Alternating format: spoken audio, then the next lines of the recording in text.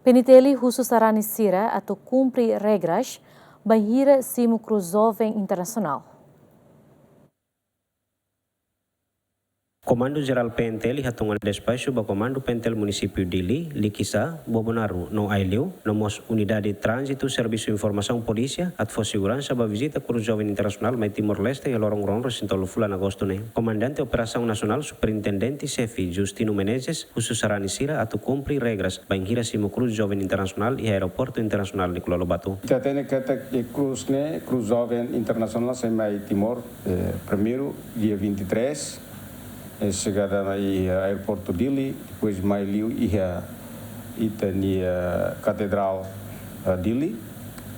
Durante Lorong Ruene, dia 25 se continua viagem que visita a Diocese de Maliana. Aqui é missa encerramento da Diocese de Maliana e fila fali mais Diocese de Dili. Hamutu ko Cruz Jovem Nacional. Levemos agora e a Diocese de Maliana. Você halo e precisa de você participação nessa Masrani. O suba itahotu atu participa e dia 23, lorong sábado, meio-dia. Também tem Cruz Jovem sem mais Aerodili, to e aeroporto e 12 horas meio-dia.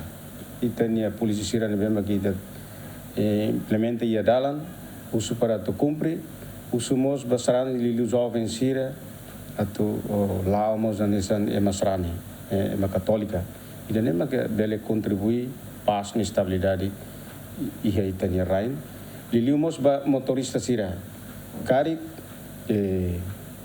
polícia sira lilu trânsito sira takadalan kata kidane temporário fatinane labele liu laos permanente. Ora sira rua que sira ataca, depois de movimentos tem Cruz Jovem de Liu, se lo que fale. Antes ne presidente Comissão Nacional Juventude Católica Timor-Leste, Francisco Indra do Nascimento hateten, se fossai ba público hodi halo lançamento ba equipa sinodal no programa ajustamento boa trua, nebe se halau e visita Cruz Jovem Internacional ne. João Carlos Lúcio Correia, GMN.